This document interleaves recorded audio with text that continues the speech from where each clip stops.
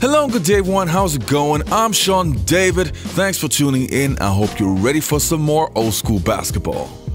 In today's episode, I want to cover a Michael Jordan one-on-one story and how an ordinary guy, some way, somehow, beat the greatest player of all time. But before I start with this episode, I want to give a quick shout out to my Patreons. Thanks a lot, you guys, for supporting the show.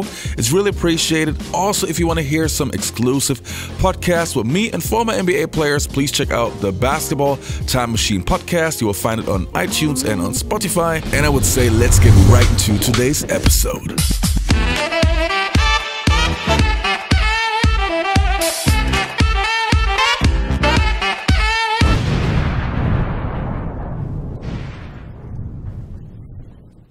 You know, when we see the greatest players of all time, we automatically believe that they have to be great in one-on-one basketball. And unfortunately, we never get to see how good they actually are. And the same goes for Michael Jordan. When we take a look at prime Michael Jordan's skill set, everybody can see right away that he must have been an incredible one-on-one player. Starting on the defensive end, Michael Jordan's footwork discipline was great. He always was low with his body, especially when he was guarding smaller players. Always active with his hands, so he put a lot of pressure on you. Then his body strength made it very tough to post him up, which especially in one-on-one basketball is very important. On the other hand, exactly that upper body strength was one of the reasons why Michael Jordan could post up anytime he wanted to. In general, I think his skill set probably would have been unguardable. The only thing that I would say was kind of his weakness, if you can even call it a weakness, was him shooting from downtown. Jordan's three-point percentage got better in the later years of his career, and he had many games where he shot even more than three-pointers in one game, but he was not a consistent above 40% shooter. So if you would give him some space, he might miss a shot or two. But MJ, being a smart player, probably just would turn and take you right into the post if you give him some space.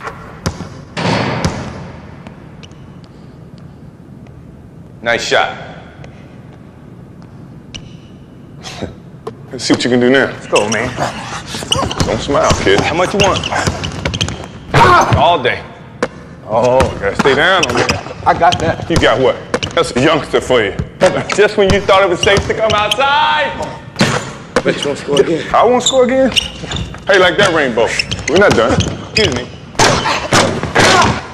Had enough? Now, there are only a handful of videos on the internet that show Michael Jordan playing one-on-one. There are no official games or competitions. Even though there was supposed to be a one-on-one match between Michael Jordan and Magic Johnson where both players agreed to play each other one-on-one, which unfortunately got cancelled. Back in the 1970s, the NBA even hosted a one-on-one tournament with Bob Lanier and JoJo White playing each other. By the way, the NBA is looking for ways to make the All-Star game more interesting. Why don't we have a one-on-one tournament with the biggest names and best players playing each other one-on-one? Anyway, since there aren't and weren't too many one-on-one platforms, you can only find a few videos that show Michael Jordan playing one-on-one. And with the most of them, Michael Jordan already retired.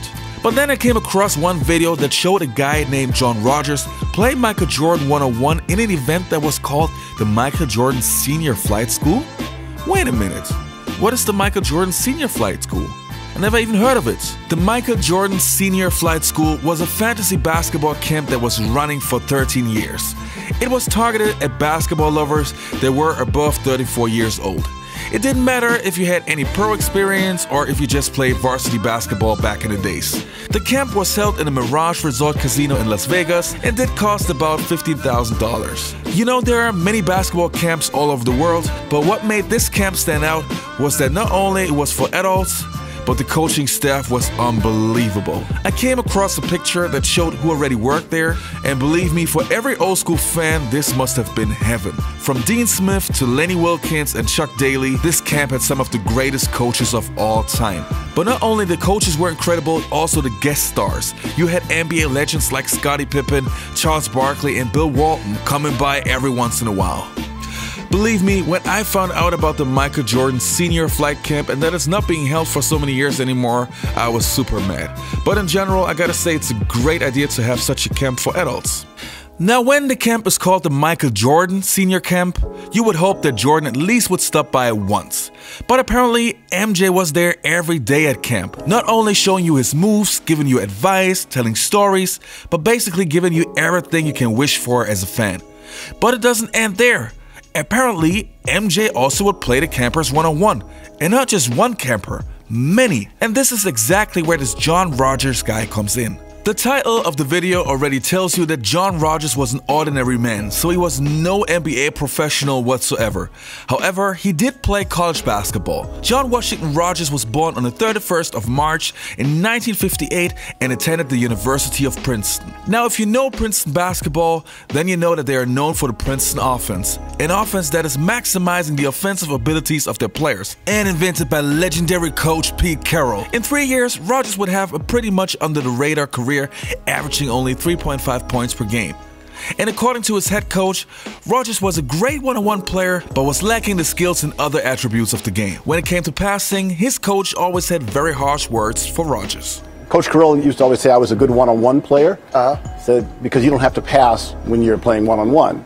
And he said when it came to passing, I was legally blind, and he could not teach vision.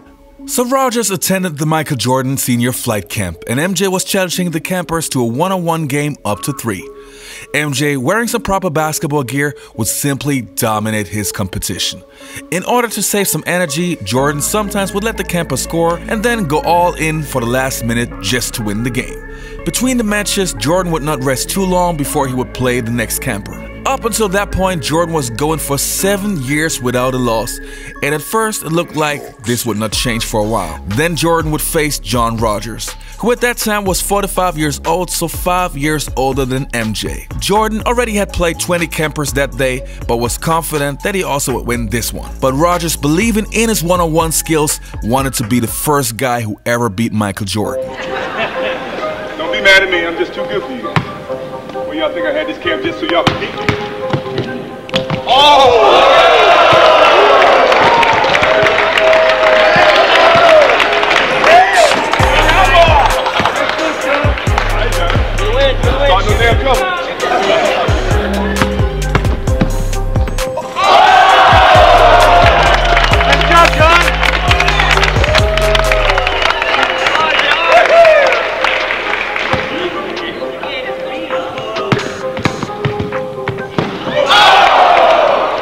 Up until that point, this has happened before. A camper scores 2 points, misses the last shot, Jordan has the ball, and usually he finishes.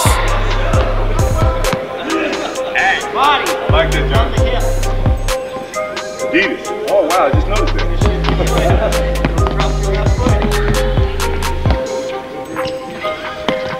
Yeah, you used up enough energy now? You should be just about right to pick.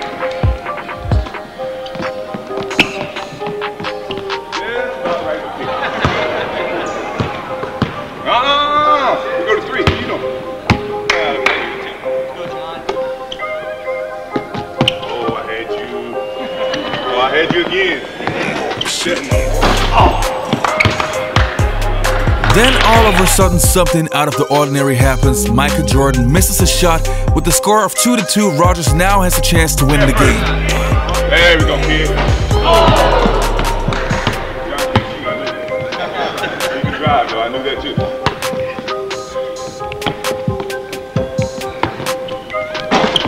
Jordan seems to be a little exhausted, missing an open shot. Rogers again has a chance to win the game.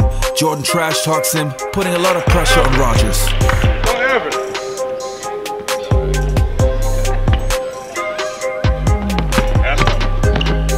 Oh no!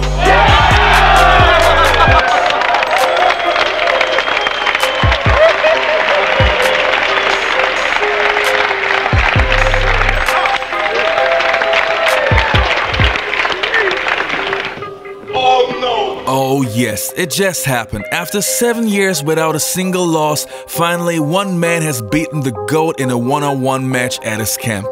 And yes, Jordan was tired and exhausted, but if you beat the greatest of all time, this is something that you can truly be proud of.